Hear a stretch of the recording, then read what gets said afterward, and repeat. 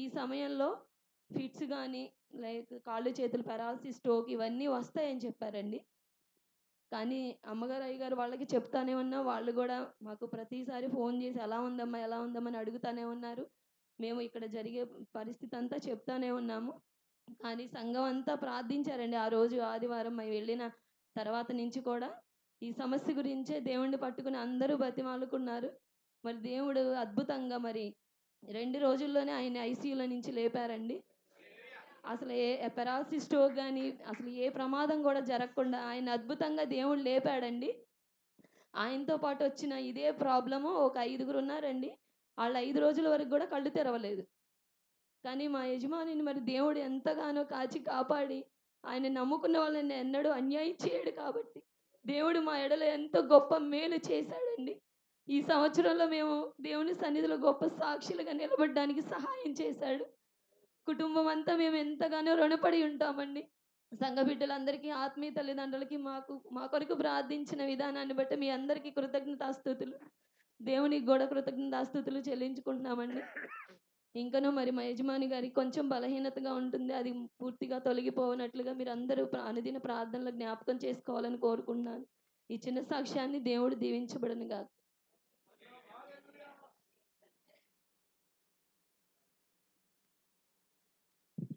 Praise lord, హల్లెలూయా. మంచిగా దేవుని సన్నిధిలో బిడ్డలకు చెప్పిన సాక్ష్యం దేవుని స్తోత్రం చెల్లిద్దాం. ప్రైజ్ లార్డ్, హల్లెలూయా. దేవుని బిడ్డలారా, మరి ఆశ్చర్యంగా కొంచెం సౌండ్ పెండి. ఆశ్చర్యంగా మరి బిడ్డల విషయంలో చేసే కార్యబడి మీకు దేవుని స్తోత్రం చెల్లిద్దాం. హల్లెలూయా. ఉమాగారి విషయంలో ఎంతో ప్రమాదించి దేవుడు తప్పించి బిడ్డలను అనుక్షణం కాపాడుతున్న విధానం నిజంగా వారి కుమార్తెలు అగ్ని ప్రమాదం నుంచి కూడా దేవుడు తప్పించి బిడ్డలను బలపరిచాడు. మరి జెరుషా గారు పోయిన వారం అంటే 14వ తారీఖు ఆదివారం మనందరం ఆరాధిస్తుండగా జరిగిన సంగతి తెలుసు. యూట్యూబ్లో కూడా ఉంది. ఆ 14వ తారీఖున నతానేలు గారికి మరణమే, నిజంగా మరణాపాయం. మందిరంలోనే ఆయన చనిపోయే పరిస్థితి. దేవుని దయ వల్ల ఆశ్చర్యం జరిగింది. డాక్టర్ గారు ఒకటి అన్నారు, మీరు సమయాన్ని తీసుకొని వచ్చారు, 5 నిమిషాలు లేట్ అయితే కూడా ఆ బిడ్డకి ప్రాణాపాయమన్నా అయ్యేది, కాళ్ళు చేతులైనా పడిపోయాయి అన్నారట. దేవుడు మహాకృపను బట్టి బ్రెయిన్ స్ట్రోక్ వచ్చింది.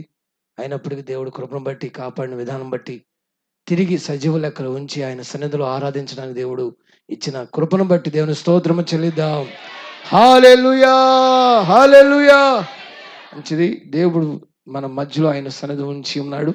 నిజంగా దేవుడు సంఘము ప్రార్థనను దేవుడు ఆలకిస్తున్నాడు. దైవజనులను దేవుడు ఆ రోజు చక్కగా దేవుని ప్రార్థన ఆలకించాడు. మరణం యొక్క పాతాళం యొక్క ద్వారపు చెవులు చెప్పండి సంఘం ఎదుట నిలవనట్లుగా దేవుడు కార్యం చేశాడు. హల్లెలూయా, హల్లెలూయా. ఆయన వాగ్దానం చేసిన దేవుడు నమ్మదగిన దేవుడు కనుక ఆ వాగ్దానాన్ని బిడ్డలు మరి పక్షాన్ని నెరవేర్చాడు. సంఘమంతా ఎలుగెత్తి దేవుని దగ్గర ప్రార్థించారు. మనం ఎలుగెత్తి ప్రార్థించినటువంటి ఆ ప్రార్థన బలం కాదు, కానీ ఆయన కనికరం, ఆయన కృప ఏం చేసిందంటే ఆ బిడ్డని కాపాడింది, మన విశ్వాసాన్ని కూడా బలపరిచింది. హల్లెలూయా. ఎంతమంది బలం పొందారు? స్తోత్రం చెప్పండి. అంటే ప్రార్థన ద్వారా మరణమును సైతం మనం గద్దించవచ్చు అని తెలుసుకున్నాం. హల్లెలూయా. ఎందుకంటే మరణము తప్పించుట ప్రభువైన యెహోవా వశం, జీవం మరణాలు ఆయన ఆధీనంలో ఉన్నాయని, ఆయన తలుచుకుంటే అవలేలగా మరణాన్ని తప్పించగలడని చక్కని విషయాన్ని మనం ఈరోజు కళ్ళారా చూసాం. దీన్ని బట్టి మనం ఏం చేయాలి చెప్పండి? ఏం చేయాలమ్మా?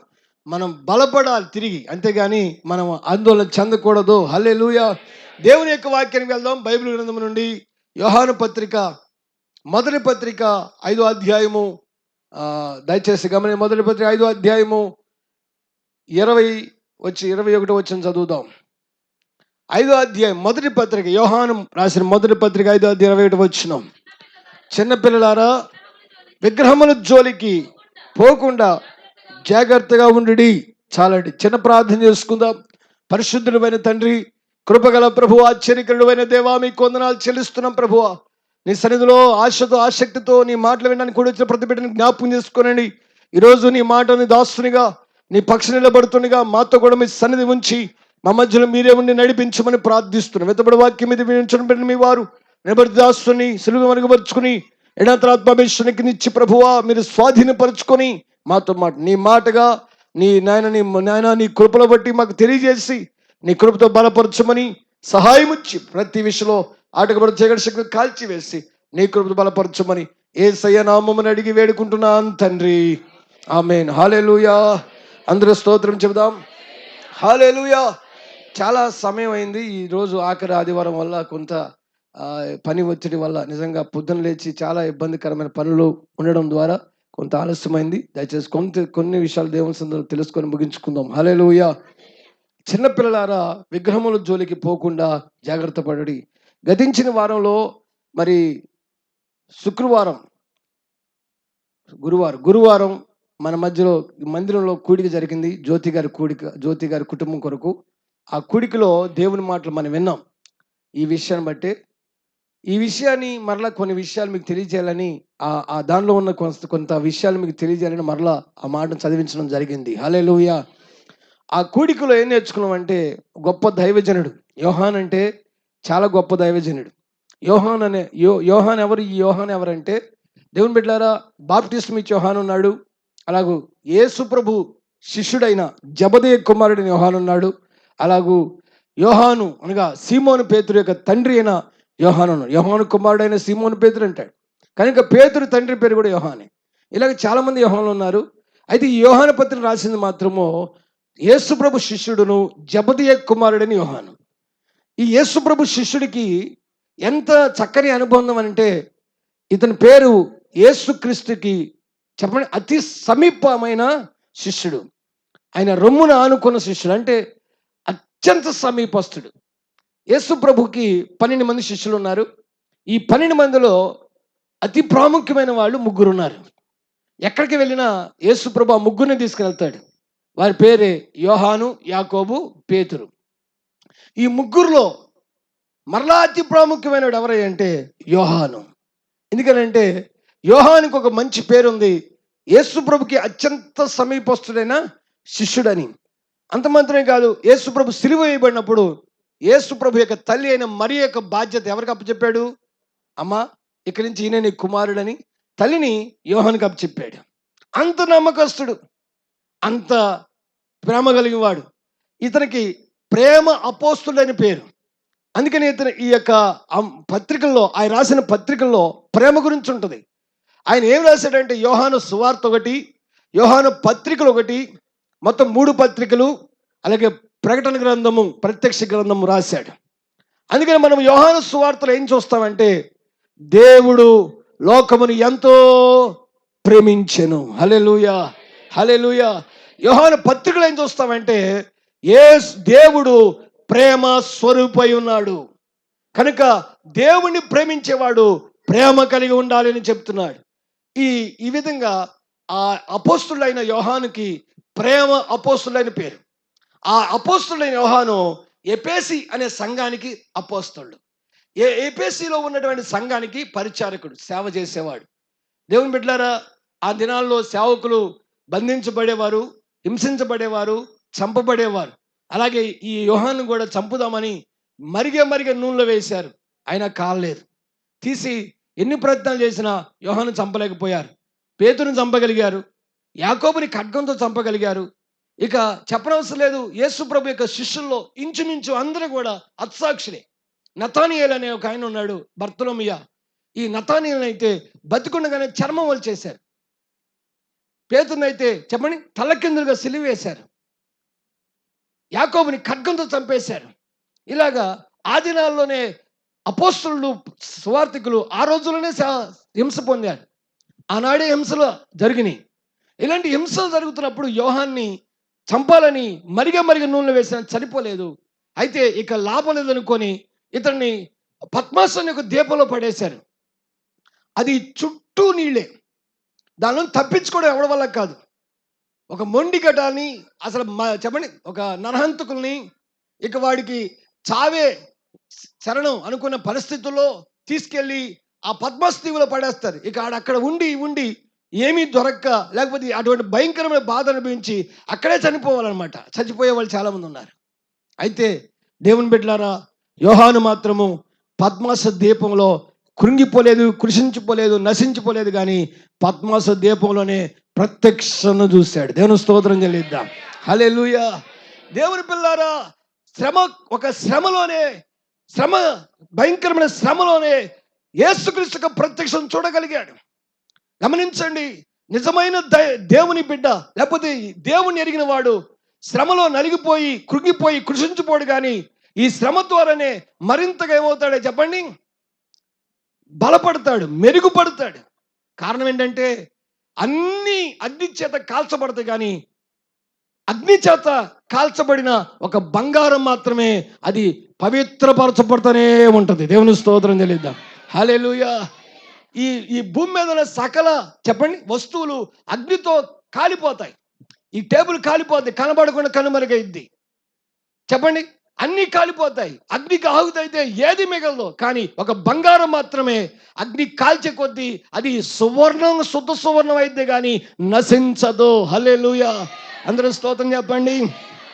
అలాగూ దేవుణ్ణి ఎరిగి, సంపూర్ణ సత్యం తెలుసుకొని, దేవుని యందు విశ్వాసం కలిగి, యేసుక్రీస్తు నిజంగా ఎరిగిన వాడు ఎవడైనా ఉన్నట్టయితే అట్టి వాడు శ్రమలో, శోధనలో నలిగిపోడు, కానీ అతడు మరింత విశ్వాసంలో బలపడతాడు. హల్లెలూయా. అందరూ స్తోత్రం చెల్లిద్దాం. అందుకని చెప్పండి, ఏమంటాడు? నేను శోధించబడిన తర్వాత ఏమవుతాను? చెప్పాలి, ఏమవుతున్నాను? నాకు కష్టాలు వచ్చే కొద్ది ఏమవుతాను అంటే, ఒక కష్టాన్ని, ఒక శ్రమని, ఒక శోధనని చెప్పండి నిజమైన విశ్వాసి సవాలుగా తీసుకుంటాడు. సవాల్. భయపడడు, కృంగిపోడు, కృషించిపోడు. పొద్దున్న లేవగానే ఏమంటే చెప్పండి, శ్రమ వచ్చిందనుకోండి, రెడీ స్టార్ట్ యుద్ధం అంటాడు. మాకు ఎన్ని యుద్ధాలు జరుగుతున్నాయో దేవుని స్తోత్రం చెల్లిద్దాం. ఉదయం లేవగానే ఒక యుద్ధం జరుగుతుంది. ఉదయం రావడమే ఒక యుద్ధం ప్రారంభం అవుతుంది. అప్పుడు నేను అనుకున్నాను, ఇప్పుడు ఏం చేయాలి మనం? Ready start. దేనికి? యుద్ధానికి సిద్ధం. దేవుని స్తోత్రం. హల్లెలూయా. హల్లెలూయా. దేవుని పిల్లారా, దేవుని జనాంగమా, నువ్వు ప్రశాంతంగా, సంతోషంగా ఈ భూమి మీద ఏ విధమైన బాధ లేకుండా హాయిగా ఉంటానని అనుకోవద్దు. యేసుక్రీస్తుని నమ్మిన నీకు ప్రతి దినము కూడా చెప్పండి శ్రమ, శోధన కలుగుతాయి. హల్లెలూయా. స్తోత్రం చెల్లిద్దాం. ఇది ఇరుకైన మార్గం, ఇది విశాలమైన మార్గం కాదు. కనుక శ్రమ, శోధన ఖచ్చితంగా వస్తాయి. అయితే ఆ శ్రమ, శోధనలో చెప్పండి మనం ఏం చేయాలంటే జయం పొందుతూ, కృప వెంబడి కృప పొందుతూ ముందుకు సాగిపోవాలి. మనం తిరిగి లేచేవాళ్ళగానే ఉండాలి. హల్లెలూయా. ఎన్ని శోధనలు వచ్చినా తిరిగి ఏమవ్వాలి? లేవగలగాలి. నతనీలు గారిని ఆ శోధన తిరిగి లేవకుండా చేద్దాం అనుకుంది. యేసు ప్రభు పునరుద్ధరణ శక్తితో తిరిగి జయించి లేచి నిలబెట్టాడు. స్తోత్రం చెల్లిద్దాం. హల్లెలూయా. అడుగు ఎట్ట పెడతావో చూద్దాం అనుకుంది ఆరాధనకి. 2 వారాలు తిరక్క ముందే దేవుడు అడుగు పెట్టించాడు మందిరంలో. హల్లెలూయా. మనకి కాసిం గారు ఉన్నారు. అన్ని చోట్లకి వెళ్ళి మన మందిరానికి వచ్చారు. ఆయనకి అడిగారు, అయ్యా మీ మందిరానికి వస్తానని. రెండయ్యా, ఏం పర్వాలేదు, దేవుడు కృప చేస్తాడని. అన్న వారంలో 2 వారాలు ఏమైందండి? పెరాసిస్లోకి వచ్చింది. 2 వారాలు 8 వారాలు వచ్చారు. వచ్చారా అయ్యా? 5 నెలలు, జూన్ నెలలో. దేవుని స్తోత్రం. హల్లెలూయా. స్తోత్రం చెల్లిద్దాం. పెరాసిస్ స్ట్రోక్ వచ్చింది. ఆ పరిస్థితుల్లో అతి తక్కువ కాలంలో మందిరానికి వస్తున్నాడు, ఆసక్తితో సాగుతున్నాడు. అసలు ఆయనకి ఎంత భక్తిగా ఉండేవాడు. బుధవారం ఎవరు రాకపోయినా కాసిం గారు వచ్చేవాడు. ఎంత చక్కగా సాగుతున్నాడు అనుకొని మేము సంతోషించాం. అయ్యా చక్కగా సాగుతున్నారు ఈ కాసిం గారు అనుకొని సంతోషించాం. ఆయన బట్టి దేవుని స్తుతిస్తున్నాం. ఈ లోపుగానే పెరాసిస్ స్ట్రోక్ వచ్చింది. ఆయన ఫోన్ చేసి ఏమన్నాడంటే, అయ్యా నాకు ఇలాగ వచ్చింది. అప్పుడు మేము అనుకున్నాం, అయ్యో ప్రభువా, మంచిగా వచ్చే వాళ్ళకి ఇలాంటి జరిగితే ఎలాగనైనా మందిరానికి ఇంకేం వస్తారయ్యా, ఎలా వస్తారు, ఇక రాలేరు అనుకున్నాం. దేవుని స్తోత్రం చెల్లిద్దా. అయితే కొంతకాలంలోనే అమ్మగారి దర్శనం కనబడింది, సైకిల్ తొక్కుతున్నట్టుగా. దేవుని దయ వల్ల ఆశ్చర్యం ఏంటంటే ఆయన మందిరానికి రాడేమో అనుకున్నాం. దేవుడు అద్భుతంగా 2-3 వారాల్లోనే మందిరం మెట్లు ఎక్కేటట్టు దేవుడు చేశాడు. దేవుని స్తోత్రం. ఇప్పుడు ఆయన చూస్తే నీకు పెరాసిస్ స్ట్రోక్ అని ఆశ్చర్యపోతారు. దేవుని పిల్లారా, దైవ జనాంగమును, దేవుడు ఏర్పాటు చేసుకున్న ప్రజలను ఎవడు కూడా నశింప చెయ్యలేడు. హల్లెలూయా. దేవుని సంఘం తగ్గించు. దేవుని సంఘం చెప్పండి, ఆయన శరీరం. సంఘం ఎవరు చెప్పండి? సంగమనగా క్రీస్తు యేసు దేహమే కదా, చావునోడించింది దేహమే కదా. సంగమనగా క్రీస్తు యేసు దేహమే కదా, చావునోడించింది దేహమే కదా. పునరుద్ధాన శక్తితో ప్రార్థన బలముతో, పునరుద్ధాన శక్తితో ప్రార్థన బలముతో అన్న యేసు సన్నిధిలో సాగిపోదము, అన్న యేసు సన్నిధిలో సాగిపోదము. సోదరా, ఓ సోదరా, ఓ సోదరి, యేసే నిన్ను నన్ను పిలుచుచున్నాడు.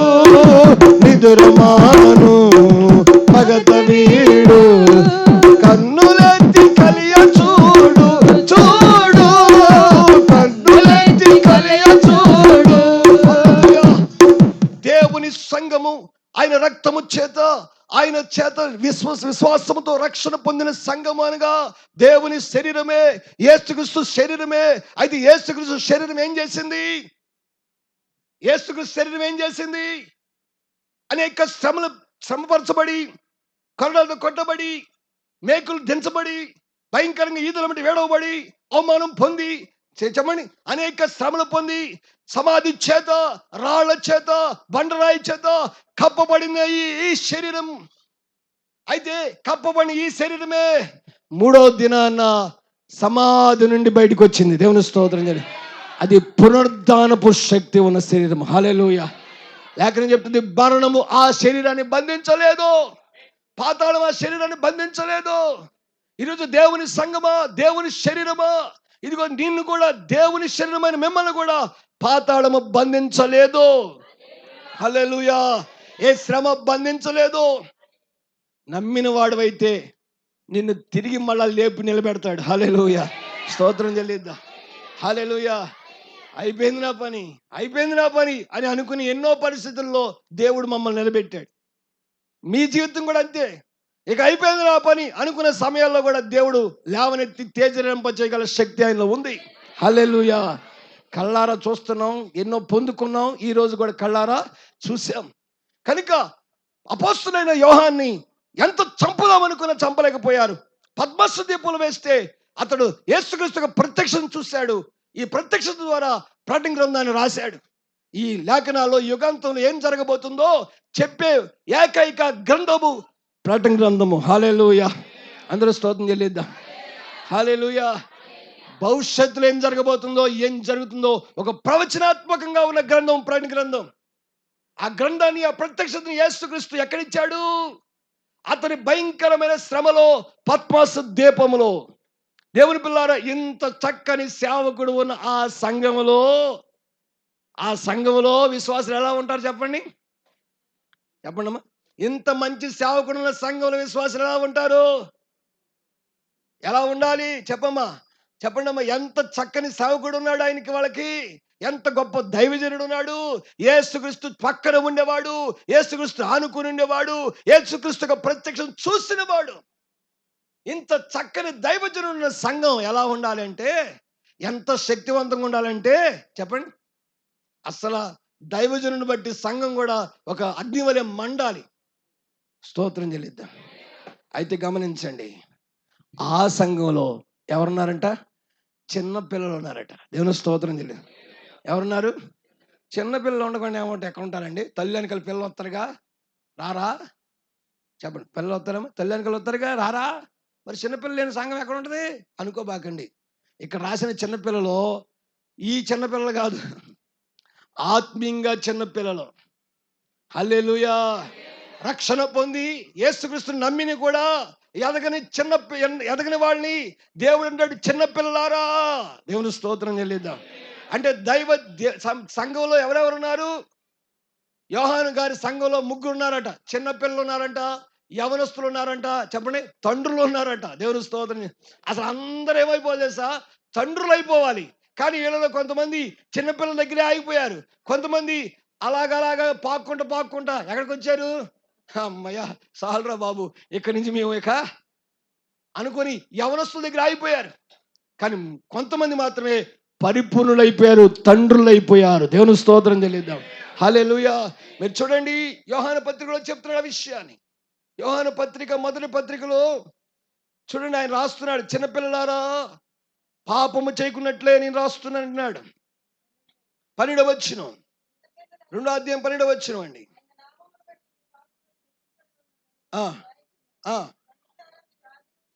ఉన్నవాణిని ఎరిగి ఉన్నారు కనుక రాయిచున్నాను.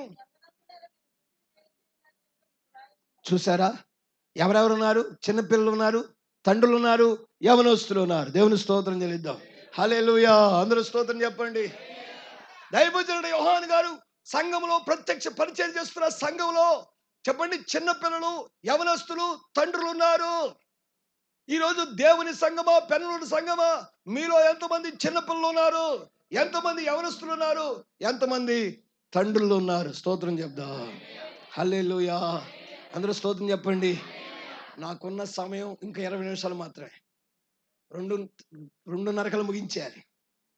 చక్కగా వింటే కొన్ని విషయాలు చెప్దాం, లేకపోతే ముగించేద్దాం. హల్లెలూయా. పెన్నుల సంఘంలో ఎవరెవరు చిన్నపిల్లలు ఉన్నారు? చిన్నపిల్లలారా, యవనస్తులారా, తండ్రులారా. అని చిన్నపిల్లలు ఎవరు? ఎన్ని వాక్యాలు ఎన్నండి, ఎన్ని చెప్పనివ్వండి, ఆ వాక్యాలు వింటవే కానీ, వినటానికి చెప్పండి ఇష్టపడతారు కానీ వాక్య ప్రకారం ఏమవారంటే ఎదగరు అనమాట. దేవుని స్తోత్రం చెల్లిద్దాం. హల్లెలూయా.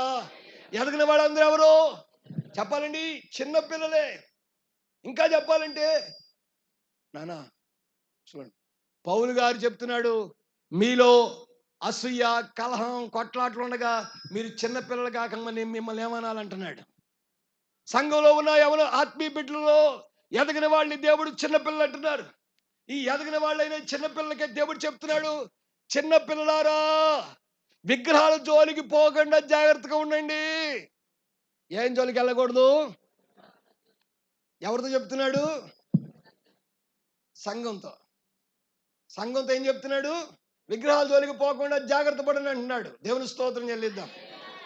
మీరు ఎంతమంది ఇంకా విగ్రహారాధన చేస్తున్న చేతులు ఎత్తండి. విగ్రహారాధన చేస్తున్న వాళ్ళు ఉన్నారు ఇక్కడ? అవన్నీ తీసేసాక ఏసై దగ్గరికి వచ్చాము.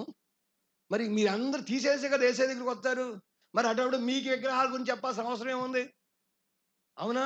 కానీ ఇక్కడ సంఘానికి చెప్తున్నాడు, విగ్రహాల జోలికి పోవద్దు, జాగ్రత్తగా ఉండండి. జోలికి పోవద్దు, జాగ్రత్త అని చెప్తున్నాడు అంటే అక్కడ ప్రమాదం ఉందని అర్థమేగా. విగ్రహాల జోలికి వెళ్తే ప్రమాదం అని అర్థమే కదా. అమ్మా ఏనండి, ఇవాళ ఇది బాధ పెడుతుంది, సరిగ్గా ఉండలేదు. కాబట్టి దీన్ని బట్టి మీరు కూడా అశ్రద్ధగా ఉండొద్దు. స్తోత్రం చెల్లిద్దాం. హల్లెలూయా. హల్లెలూయా. హల్లెలూయా. స్తోత్రం చెల్లిద్దాం. నాన్న ఏం చేస్తున్నావు? వైరు పెడతావా?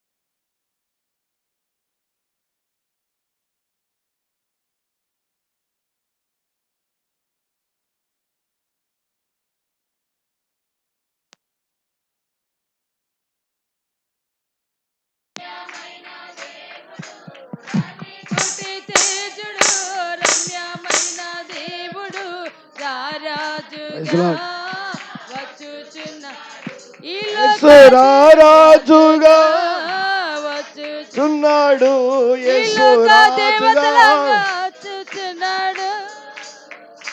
భూలోకమంతా తెలుసుకుంటారు. హల్లెలూయా. అందరూ స్తోత్రం చెబుదాం. హల్లెలూయా. హల్లెలూయా. దేవుని బిడ్డలారా జాగ్రత్తగా విందాం. సంఘానికి విగ్రహాల జోలికి ఏంటి సంబంధం? సంఘానికి ఎంత జాగ్రత్త చెప్పాల్సిన అవసరం ఏంటి అని అంటే, విగ్రహారాధన అనేది సంఘంలోకి జొరబడింది. విగ్రహారాధన అనే దాన్ని కనిపెట్టడం కష్టమవుతుంది. ఎందుకు కష్టమవుతుందంటే, దేవుని పిల్లారా సాతానికి ఒక పేరు ఉంది. ఏం పేరు అంటే మర్మము. ఏం పేరు చెప్పండి? అంటే రహస్యం. అపవాది అనేవాడు రహస్యంగా చేస్తాడు పనులు అనమాట. దేవుని స్తోత్రం చెప్పండి. హల్లెలూయా. అందరూ స్తోత్రం చెల్లిద్దాం. చూడండి, ప్రకటన గ్రంథంలో మాట చదువుకుందాం. ప్రకటన గ్రంథంలో 17వ అధ్యాయం. ప్రకటన గ్రంథం 17వ అధ్యాయంలో 8వ వచనం. దాని నొసట దాని పేరు ఇలాగ రాయబడి ఉండెను. అమ్మ 5వ వచనం చదవండి. దాని నొసట దాని పేరు ఇలాగ రాయబడి ఉంది. మర్మము వేశ్యలకును భూమిలోని ఏహమైన వాటికి తల్లి అయిన మహాబోబులోను. చాలండి, దేవుని స్తోత్రం చెల్లిద్దాం. దేవుని పిల్లారా గమనించండి, ఒక స్త్రీ ఉంది. ఆ స్త్రీ ఎవరి అంటే మహాబోబులోను, విగ్రహారాధన. ఈ విగ్రహారాధనకి ఏం పేరయ్య అంటే దాని నొసట రాయబడింది మర్మం. మర్మం అనగా రహస్యం అనగా. ఇప్పుడు దేవుని బిడ్డలారా, సంఘంలోకి విశ్వాసంలోకి విగ్రహారాధన అనేది రహస్యంగా వస్తుంది అనమాట. రహస్యంగా దాన్ని కనిపెట్టడం చాలా కష్టం. అందుకనే దైవజనుడైన అపోస్తులైన యోహాన్ అంటున్నాడు, చిన్నపిల్లారా విగ్రహాల జోలికి పోకుండా జాగ్రత్తగా ఉండండి. విగ్రహారాధనలో ఎక్కడైనా ఒకవేళ మీరు మునిగిపోతారేమో, విగ్రహారాధన చేసేస్తారేమో, తెలియక పడిపోతారేమో. మీరు ఇక్కడ జాగ్రత్త పడకపోతే దోషంలో పడిపోతారు. మీ యొక్క ఆత్మీయ జీవితం పతనమైపోద్ది. కనుక చాలా జాగ్రత్తగా ఉండండి, విగ్రహాల జోలికి పోవద్దు అని హెచ్చరిస్తున్నాడు. ఎందుకు ఇంత హెచ్చరిస్తున్నాడంటే, సంఘాన్ని ఎందుకు ఇంత హెచ్చరిస్తున్నాడంటే, ఈ విగ్రహారాధన అనేది రహస్యంగా లోనికి జరగబడుతుంది. మనం ఇప్పుడు దాకా విగ్రహారాధన అంటే ఏదో వేరే వేరే అన్ని దేవతలు బొమ్మలు పెట్టుకుని ఆరాధించడం అనుకుంటాం. కానీ అది మాత్రమే కాక ఇంకా చాలా విగ్రహారాధనలు లోపలికి చొచ్చుకొని వచ్చాయి ఉన్నాయి. దేవుని స్తోత్రం చెల్లిద్దాం. హల్లెలూయా. అసలు దేవుని ఆరాధించే వాడికి విగ్రహారాధనతో ఎందుకు పని వస్తుంది? దేవుని ఆరాధించే వాడికి విగ్రహాలకి సంబంధం ఏంటి? దేవుని స్తోత్రం చెల్లిద్దాం. హల్లెలూయా. అందరూ స్తోత్రం చెప్పాలి. హల్లెలూయా. ఆరాధనలోనే మనము గనక సరిగ్గా తెలుసుకోకపోతే, దైవికమైన జ్ఞానం లేకపోతే విగ్రహారాధన చేసే ప్రమాదం ఉంది. ఎలా ఉంటుందండి విగ్రహారాధన? మనం ఎలా చేస్తాం? మీకు ఒక ఉదాహరణ చెప్తున్నాను, మీకు అర్థమని చెప్తున్నాను, వినండి. ఇశ్రాయేలు ప్రజల్ని దేవుడు ఐగుప్తు నుండి విడిపించాడు. విడిపించిన తర్వాత ఎర్ర సముద్రం పాయలు చేసి ముందుకు నడిపించాడు. ఈలోపు సీను అనే ఒక అరణ్యం వచ్చింది. అక్కడ సేనాయి అనే ఒక కొండ వచ్చింది. దేవుడు ఏమన్నాడు మోషేతో, నువ్వు నా ఎదుకు రా, నా దగ్గర కనిపెట్టి నా దగ్గర ఉన్న ఆజ్ఞను నువ్వు పొందుకోనంటే మోషే కొండ ఎక్కి వెళ్ళిపోతున్నాడు. అప్పుడు అందరూ చెప్పాడు, అబ్బాయి నేను కొండ ఎక్కి దేవుడి దగ్గరికి వెళ్తున్నాను, దేవుడి దగ్గర మాట తీసుకుని వస్తాను, మీరు మాత్రం జాగ్రత్తగా ఉండండి, ఈ కొండ దరిదాపులు రావద్దు, దూరంగా ఉండండి, దేవుడని యెహోవా పైన కొండ మీద ఉన్నాడు అని చెప్పి అందరికి చెప్పి అహరోనుకి అప్పగించి కొండ ఎక్కేశాడు. ప్రార్థన చేస్తున్నాడు 40 రోజులు రాత్రింబగళ్ళు అక్కడ గడిపాడట మోషే. ఎన్ని రోజులు? 40 రోజులు. 40 రోజులు సంఘానికి ఎవరు కనబడలేదు? పాస్టర్ గారు కనబడలా. ఇప్పుడు సంఘానికి పాస్టర్ గారు కనబడకపోతే ఏమవ్వాలి? ఏమవ్వాలి చెప్పండి? ఈ మధ్య అంటే పాస్టర్ గారు మా అయ్యగారు మా ఇంటికి రావట్లేదండి, అసలు మమ్మల్ని పట్టించుకోవడమే మానేశాడు, అసలు ఏంటో కనపడట్లేదు, బిజీ అయిపోయాడు, అయినా మేము ఎక్కడ కనపడతానండి అని ఎన్ని మాటలు మాట్లాడేస్తామో ఏంటి చెప్పండి? 40 రోజులు పాస్టర్ గారు కనబడినందుకే ఇన్ని మాటలు వచ్చేస్తాయి కదా సహజంగా. మరి అలాగే మరి వాళ్ళకి కూడా మాటలు వస్తాయి కదా. కూర్చొని మాట్లాడుకుంటున్నారు, అరే బాబు మనల్ని నడిపించిన మా పాస్టర్ గారు మోషే 40 రోజులు కొండ ఎక్కాడు, ఇప్పుడు 40 రోజులు అయిపోయింది, ఆయన ఎప్పుడు వస్తాడో తెలియదు, అసలు ఉన్నాడా లేడా కూడా తెలియదు, ఏమైనా ఎక్కుదామంటే ఎవరు ఎక్కకూడదు, ఆయన ఉన్నాడో లేదో చచ్చిపోయాడో తెలియదు, అసలు ఇలాగ అయిపోతుంది. కనుక మనందరం ఓ మాట అనుకుందాం. ఎందుకనంటే మనకి అరణ్యంలో ప్రయాణం చేసిన నాటి నుంచి ఒక సంతోషం లేదు, ఒక సంబరం లేదు, ఒక చెప్పండి ఒక పండగ లేదు, ఏమీ లేదు. ఎప్పుడు చూసినా ఆ సవీసారలేని మన్నా ఒకటి కురుతుంది, అది తిని బతుకుతున్నాం.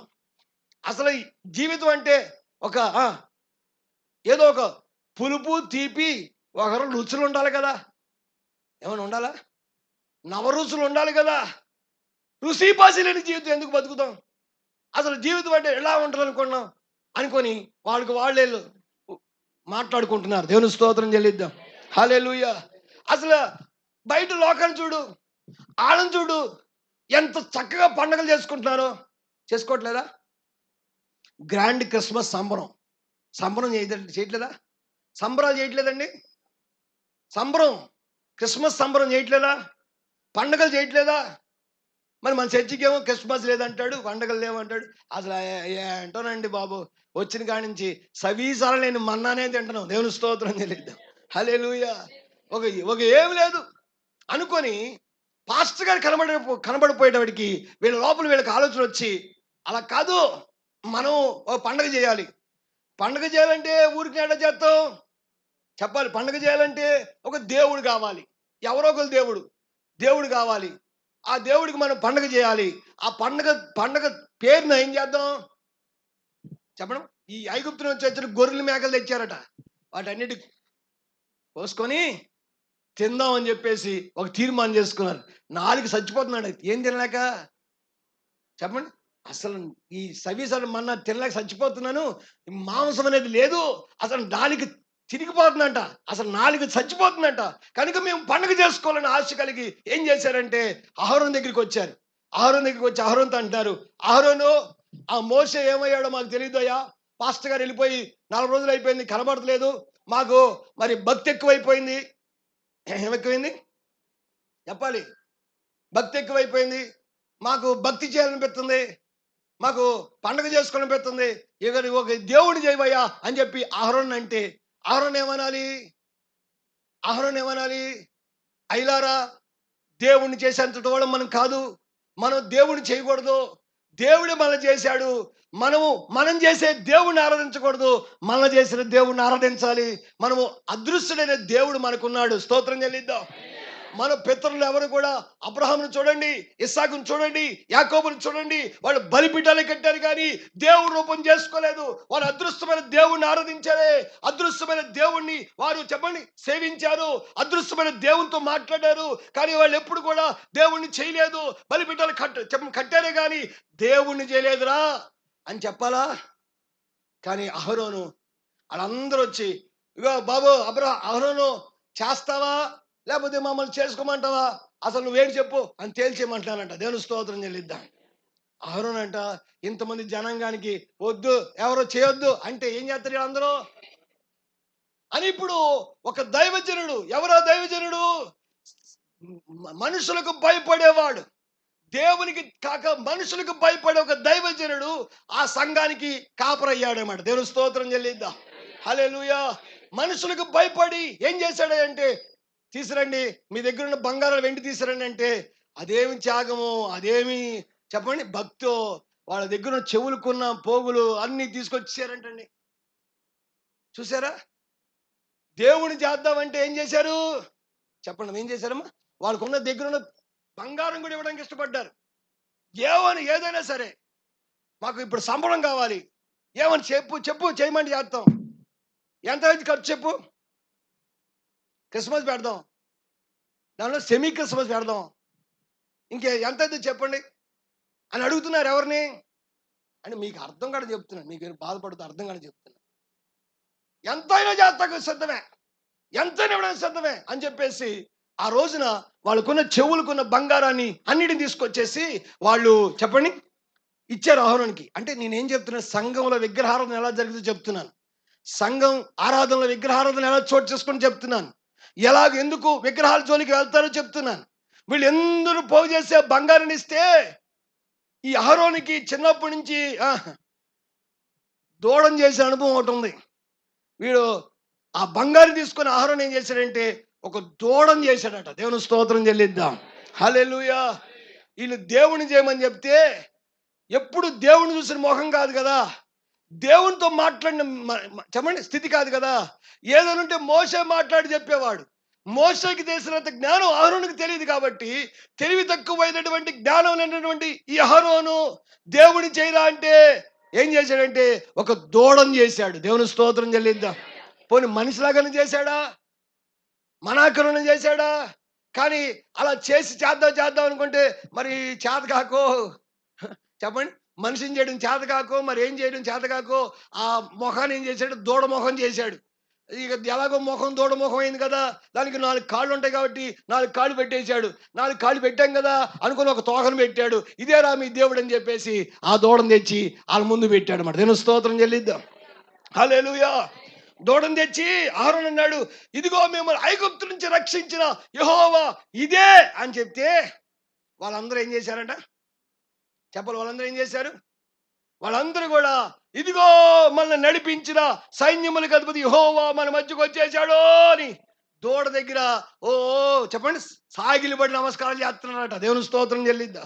హల్లెలూయా. అది చేసినోడికి బుద్ధి లేదు. ఇదేంట్రా దేవుణ్ణి దూడగా చేయడం ఏంటి అనే ఆలోచన లేదు అతనికి. పోనీ ఆరాధించే ప్రజలకైనా ఉందా? దేవుడు దూడట అవుతాడు, మనమే మంచి రూపం ఉంది కదా, అలాంటిది దేవుడు దూడలు అవుతాడని ఆలోచన ఉందా? చెప్పండి. ఇప్పుడు మన ముఖం ఉందండి, ఎంత చక్కగా ఉంటాం మనం కనబడతాం చెప్పండి. ఇంక ఇది చాలక అద్దం ముందు నుంచున్నామంటే గంటలు రుద్దుతూ ఉంటాం. అది చాలక ఏమేమో చేస్తాం, అవును కదా.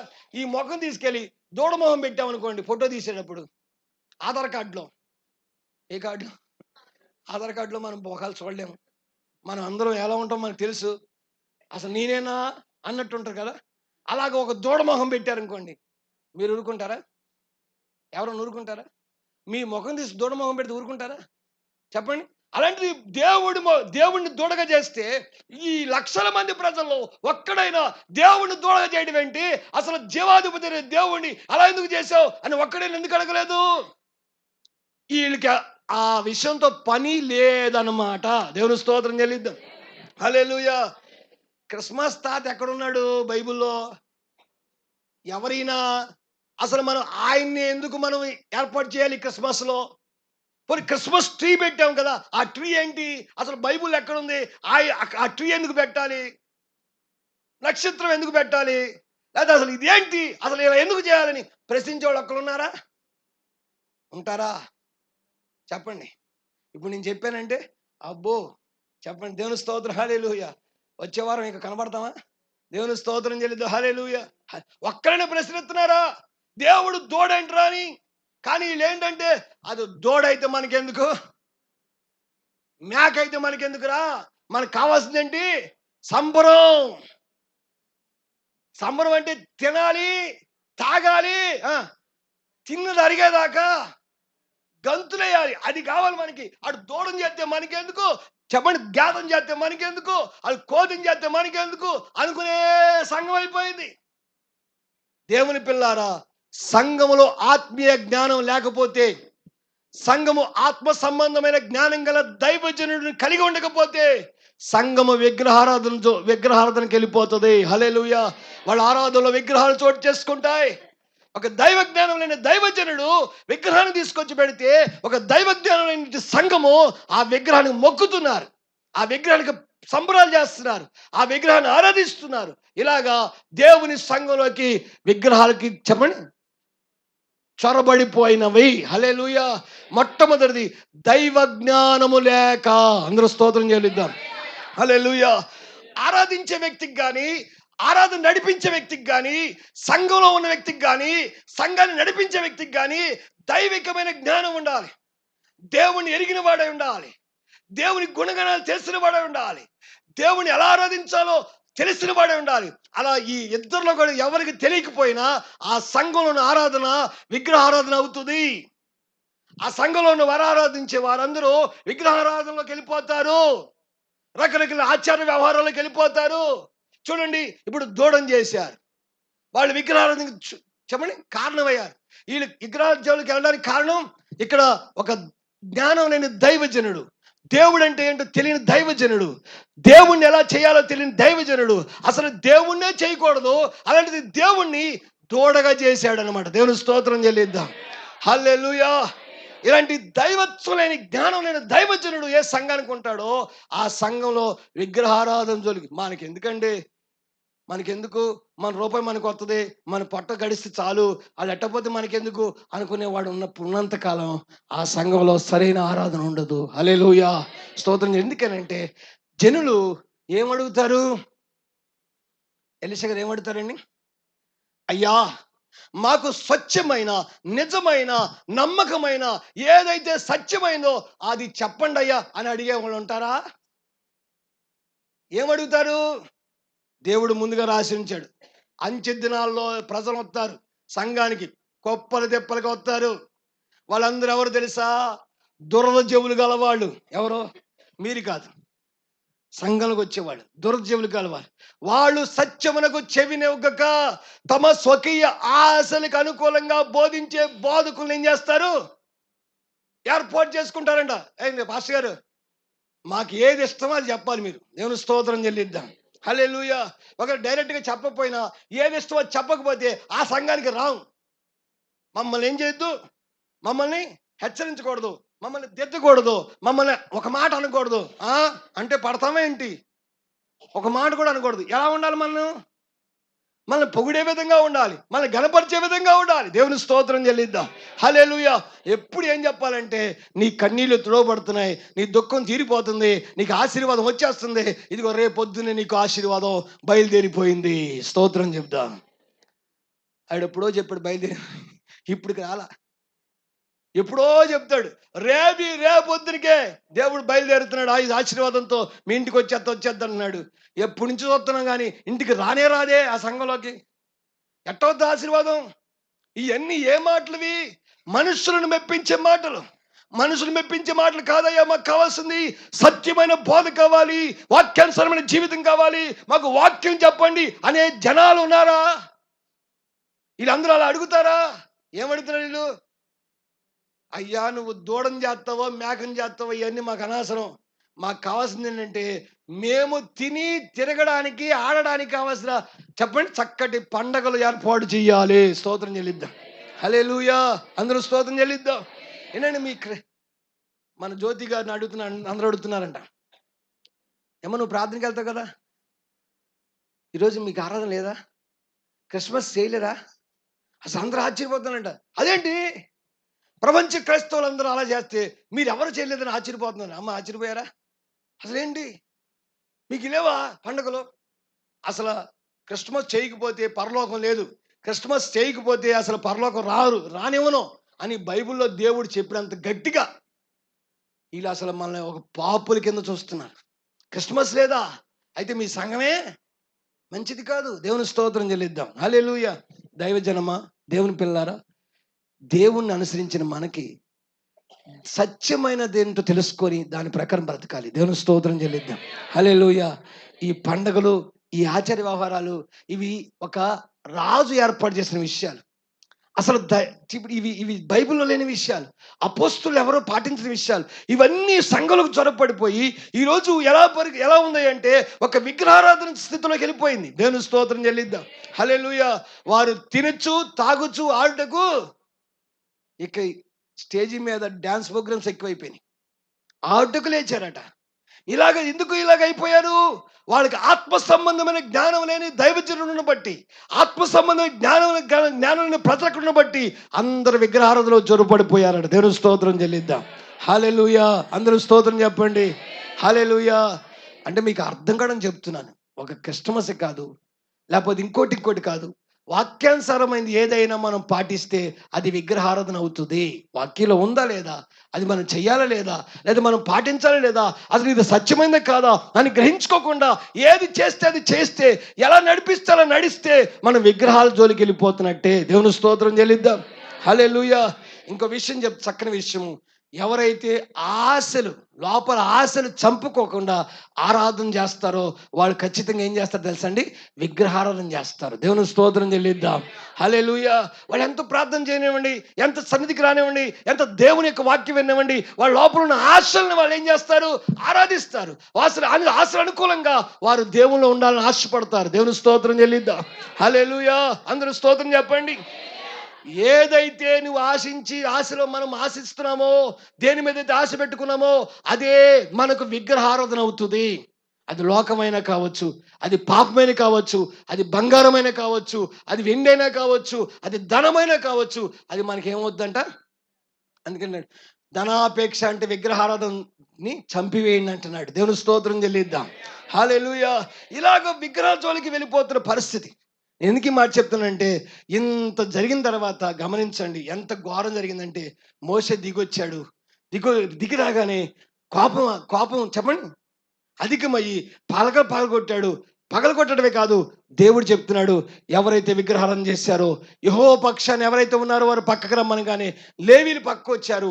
ఆ లేవీలతో మాట్లాడుతున్నాడు, మీ అన్నదమ్ములను పడి చంపండి అనగానే లేవీలట నిర్మోహమాటంగా చెప్పండి అన్నదమ్ములను చంపారంట ఆ రోజు. దేవుని స్తోత్రం చెల్లిద్దాం.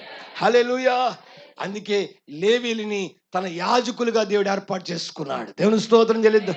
అంటే ఈ మాటకు అర్థం ఏంటంటే, ఘోరమైన శ్రమ, భయంకరమైన విగ్రహారాధన వల్ల దేవుని కోపం వారి మీద రగులుకొని వారు ఆ దినాన నాశనం అయ్యారు. దేవుని స్తోత్రం చెల్లిద్దాం. హల్లెలూయా. దేవుని బిడ్డలారా, ఆరాధనలు ఏముండాలి? దైవికమైన జ్ఞానం ఉండాలి. మనం ఆరాధిస్తున్న దేవుడికి ఏం కావాలి? మనం ఆయనకి ఎలా సంతోషపరచాలి? ఆ దైవికమైన జ్ఞానం లేకపోతే మనం విగ్రహారాధన చేస్తాము. హల్లెలూయా. చూడండి, యాకోబుతో దేవుడు చెప్పాడు, యాకోబు నువ్వు నా దగ్గరికి వచ్చి బలిపీఠం కట్టాలి అన్నాడు. యాకోబు పొద్దున్న లేచి ఇళ్ళందరికీ చెప్తున్నాడు, అమ్మా మనము దేవుని దగ్గరికి వెళ్తున్నాం కనుక మీరు మీ అన్ని దేవతలను పారవేసి చెప్పండి మీ యొక్క వస్త్రములను మార్చుకొని శుద్ధీకరించుకోండి. హల్లెలూయా. అంటే యాకోబుకి తెలుసు, దేవుడి దగ్గరికి వెళ్తే అంత ఏమవ్వాలి చెప్పండి, విడిచిపెట్టాలి, శుద్ధీకరణ జరగాలి, అన్ని దేవతలు విడిచిపెట్టాలి, చెప్పండి వస్త్రాలు మార్చుకోవాలి అని యాకోబు గట్టిగా ఆ యొక్క చెప్పండి ఆ యొక్క ఇంటి వారందరికీ ఆజ్ఞాపించాడు. అంటే యాకోబుతో పాటు భార్య బిడ్డలు దాసులు అందరూ ఉన్నారు కదా, వాళ్ళందరికీ ఆజ్ఞాపించాడు. అప్పుడు వాళ్ళందరూ ఏం చేశారంటే, వాళ్ళందరూ కూడా యాకోబు మాట అనగానే వాళ్ళ దగ్గర అన్ని దేవతలన్నీ పారేసేసి ఇంకా ఏమైనా దేవతలు ఉన్నాయా ఏమైనా దేవతలను ఆలోచిస్తే వాళ్ళ చెవులకు పోగులు కూడా దేవతలుగా కనబడినాయట. వాళ్ళ చెవులు పోగులు కూడా తీశారు. ఎందుకని చూడండి, ఆదికాండంలో ఎక్కడ యాకోబు చెప్పాడా నీ చెవులు పోగులు తీసేయండి, మీరు ఆ విగ్రహారాధన చెప్పాడా?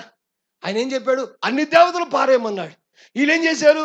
అరే అన్ని దేవతలు అంటే ఎక్కడున్నాయి, అసలు అన్ని దేవతలు ఎక్కడున్నాయి అని చెప్పి ఆలోచించుకుంటే వాళ్ళ చెవులుకున్న పోగులు కూడా దేవతలకు కనబడినాడు. దేవుని స్తోత్రం చెల్లిద్దాం. అవి కూడా తీసేశారట. అంటే చూడండి, ఒక దైవజనుడి యాకోబుకి దైవికమైన జ్ఞానం కలిగి ఉన్నాడు. దైవజనుడి యాకోబు దైవ జ్ఞానం కలిగి ఉండడం కాదు, అక్కడ కూర్చున్న సంఘం కూడా దేవుని జ్ఞానం కలిగి ఉన్నారు. ఏది విగ్రహారాధన, ఏది సత్యమైన ఆరాధన, ఏది దేవుడు, ఏది దెయ్యము అనే సంగతి తెలుసుకున్న వివేకం కలిగిన ప్రజలు అక్కడ ఉన్నారు. దేవుని స్తోత్రం చెల్లిద్దాం. వారు సంపూర్ణంగా దేవుని కొరకు సమస్తాన్ని విడిచిపెడితేనట, వారు వెళుతుండగా వారిని చూసిన వాళ్ళందరికీ భయం పుట్టిందట. హల్లెలూయా. దేవుని వాక్యం చెప్తుంది, వారు వెళుతున్న మార్గంలో వారిని ఎవరిని తరమనివ్వట్లేదు. హల్లెలూయా. అందరూ స్తోత్రం చెల్లిద్దాం. హల్లెలూయా. దేవుని బిడ్డలారా గమనించండి, వారికి ఉన్న శ్రమలు, వారికి ఉన్న శోధనలు, వారికి కష్టాలు వారిని తరమకుండా దేవుడు వారందరిలో భయం పుట్టించాడు. ఎందుకంటే వీళ్ళు ఆత్మీయమైన జ్ఞానం గలవారు కనుక, వాళ్ళ జ్ఞానంతో ఆరాధిస్తున్నారు కనుక దేవుడు వారికి సహాయం చేస్తాడు. హల్లెలూయా. గమనించండి, సంఘంలో ఏముండాలి? దైవజనుడు దైవ జ్ఞానం కలిగి ఉండాలి, సంఘం కూడా దైవ జ్ఞానం కలిగి ఆరాధించాలి. హల్లెలూయా. ఏది సత్యమైంది, ఏది నిత్యమైంది, ఏది దైవికమైందో తెలుసుకొని ఆరాధించగలిగితే తప్ప విగ్రహారాధన చేయకుండా మనము చెప్పండి ప్రత్యేకంగా బ్రతకలేము. హల్లెలూయా. చూడండి, దానియేలుని ఆయన రాజభోజనం తినబంటే ఏం చేశాడు? రాజభోజనం తిన్నా. ఎందుకు? అయితే ఏమైందండి, తినేస్తే ఏమైందండి, ప్రభునామలు ఏం చేద్దాం? ఇప్పుడు అందరూ చెప్తున్నారు కదా, భోజనం ఏమైనా తినాలనుకుంటే అమ్మలారా అయ్యలారా ఒకవేళ అన్య సమాధాన కార్యక్రమం జరుగుతుంది చెప్పండి,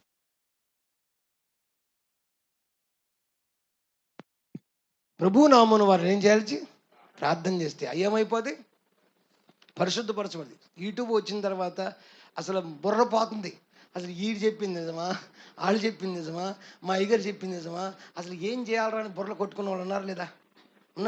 ఒకడేమో ప్రసాదం తినొచ్చు అంటాడు, ఒకడు తినవద్దు అంటాడు, ఒకడే భోజనం చేయొచ్చు అంటాడు, ఒకడు సావుకి వెళ్ళొద్దు అంటాడు, ఒకడు సావుకి వెళ్ళమంటాడు. అసలు ఏంట్రా బాబు ఇది? అసలు ఏది నిజం అనిపిస్తుంది లేదా? స్తోత్రం అని చెప్పి తినేయచ్చు అంటాడంట. దేవుని స్తోత్రం. హల్లెలూయా. అసలు ఏ సత్యమో ఏది నిత్యమో ఏంటి తెలియట్లేదు.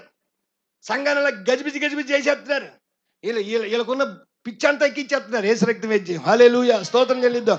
దానియేలు ప్రత్యేకంగా ఉన్నాడు. రాజ్య భోజనం ముట్టను, రాజుకు అర్పించిన ప్రతిదీ దేవతకు అర్పిస్తారు కనుక దేవత భోజనం నేను ముట్టనని చెప్పి తీర్మానం చేసుకున్నాడు. అపవిత్రత ఏదో పవిత్రత ఏదో తెలుసుకోవాలి భక్తి చేసేటప్పుడు. స్తోత్రం చెల్లిద్దాం. హల్లెలూయా. అందరూ స్తోత్రం చెప్పండి. హల్లెలూయా. ఒక కోడి చూడండి, తన ఆహారం ఏదో తను తినకూడని ఆహారం ఏదో తెలుసుకుంటుందా లేదా? ఏరుకుంటుందమ్మా. అమ్మ ఇసుకలో వేస్తాం, మనం ధాన్యం ఇసుకలో వేస్తాం. ఇసుకలో వేసారా అయితే ఏమైందిలే, గుప్పుడు తినేస్తే అదే వెళ్ళిపోద్దా? నీ ఇసుక తినేస్తుందా? ఏం చేస్తుంది? మీరు అందరూ ఇటు చూడండి, ఏం చేస్తుంది కోడి? కాలుతో అటు ఇటు జరిపి తన ఆహారం ఏదో తాను తినగలిగింది ఏదో తింటది. దేవుని స్తోత్రం. పావురని తీసుకెళ్ళి, అమ్మ ఈ రోజు నీకు ఆహారం లేదు, భోజనం లేదు, అక్కడ చచ్చిపోయిన కోడి ఉంది, దాన్ని తినేయమ్మా అంటే పావురం ఏం చేస్తుంది? సర్లే ఏం చేస్తాం, మరి భోజనం లేదండి యాకోబు గారు, ఏమైతే ఏమైంది, పావురం తినేస్తుందా? పావురు చచ్చిన దాన్ని ఏమాత్రం చెప్పాలి, మాంసాహారం ముట్టదు. హల్లెలూయా. నోవా వాళ్ళలోంచి కాకిని పంపించాడట. ఇక కాకి వెళ్ళి మళ్ళీ తిరిగి రాలేదంటండి. ఎందుకని? అబ్బా, దానికి కడుపు నిండా భోజనం దొరికింది, ఇంక మళ్ళీ తిరిగి రాలా. కానీ పావులను పంపిస్తే అది ఎండ తిరిగి వచ్చిందంట. ఏంటంటే కాలు మోపడానికి కూడా స్థలం లేదంట అక్కడ. దేవుని స్తోత్రం చెల్లిద్దాం. హల్లెలూయా. చిచ్చి కాకిలా కాదు, అక్కడక్కడ వాలేసి అక్కడిక్కడ తినేసి అంత కలిపి తినేసేది కాకిలా కాదు. పావురు ఏది తినాలో ఏం చేయాలో అన్ని తెలిసిన ప్రత్యేకత కలిగి ఉంటుంది. దేవుని స్తోత్రం చెల్లి. తిరిగి మళ్ళీ 10 రోజులు అయిన తర్వాత మళ్ళీ పావురం పంపిస్తే అప్పుడు అది ఏరి ఒలీవ మొక్కను తెచ్చిందట. దేవుని స్తోత్రం చెల్లిద్దాం. హల్లెలూయా. భూమి మీద నీళ్ళు నిండిపోయిన సూచనగా తెచ్చిందట. దేవుని బిడ్డలు ఎందుకు ఈ మాట చెప్తున్నానంటే, ఒక పక్షికి తెలుసు తాను తినగలిగింది ఏదో తినకూడదు ఏదో, ఒక జంతువుకు తెలుసు తాను తినదేదో తినకూడదు ఏదో.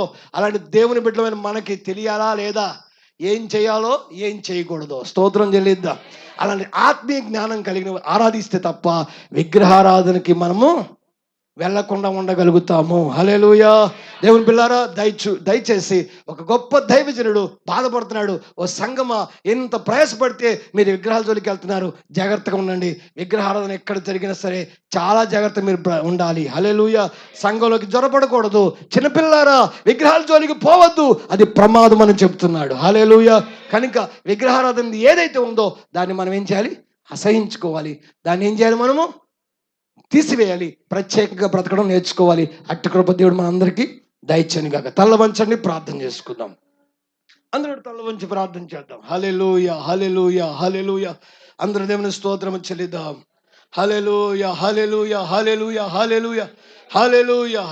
ప్రార్థన చేసుకో. మన మధ్య నమ్మగారు ప్రార్థన చేస్తాం. మహాపరిశుద్ధుడైన తండ్రి, గనుడైన దేవ, నీ పరిశుద్ధ నామను స్తోత్రాలు. ఇంతవరకు నాయన అయ్యా, ఈ యొక్క ఆరాధన అంతా కూడా ప్రభా మీరుండి నడిపించిన విధానం కొందనాలయ్యా.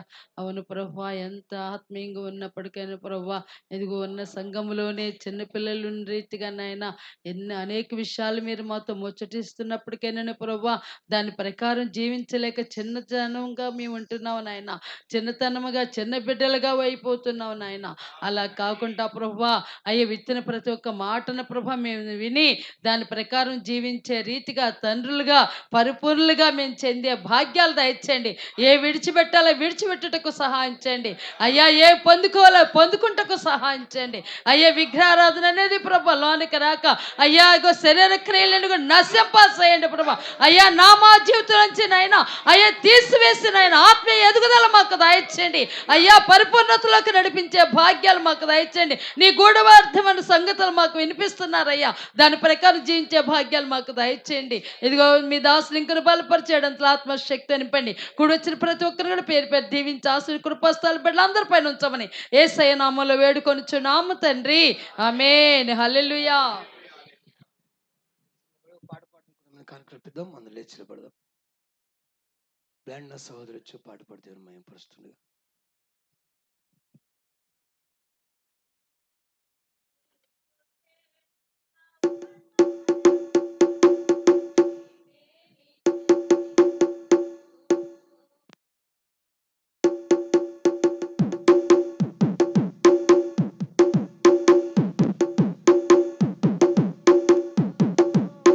ఏడాది దూడలనా వేలా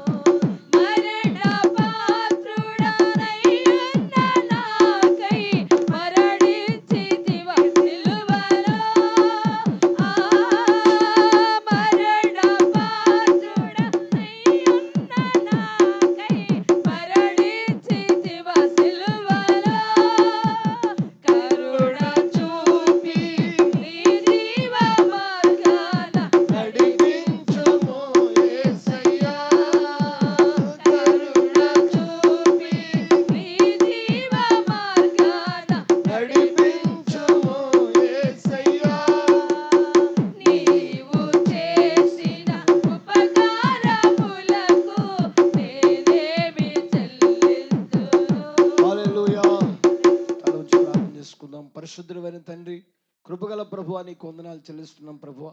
తన మధ్య నడిపించే విధానం బట్టి వందనాలు చెల్లిస్తున్నాం. పాటలు మహిమ పొందారు. నీ మాట మాకు తెలియజేశారు. ఆయన మాట మాలో ఫలింపు చేయండి. విగ్రహం అనేది మా లోపలికి చొరబడి మర్మంగా, రహస్యంగా ఏ ఏ యొక్క రీతిలో ఉంటుందో తేటగా మాకు తెలియజేశారు. ఆయన సంఘంలో దైవికమైన జ్ఞానం లేక ఆ ఆశలతో నాయన ఉన్న ప్రతి వారు దేవ విగ్రహారాధన చోటు చేసుకొని నాయన విగ్రహారాధన చేస్తూ నేను నాయన ఇది బాధ పెడుతున్నారని మాకు తెలియజేశారు. విన్న మాటలు మళ్ళీ ఫలింపచేయండి. దైవజనుడిగా, సంఘముగా దైవికమైన జ్ఞానం కలిగి ఏది తినాలో, ఏది చేయకూడదో, ఏది చేయాలో అది వాటిని వివేచన కలిగి ప్రత్యేకంగా బ్రతికే భాగ్యం మాకు దయచేయండి. మా ప్రవర్తనలు కానీ, మా ఆరాధనలు కానీ, మా ప్రతి పరిస్థితులు కానీ విగ్రహాలకు ఎటువంటి జోలికి పోకుండా మేము జాగ్రత్త పడినట్లుగా మా కళ్ళు తెరవమని ప్రార్థిస్తున్నాను.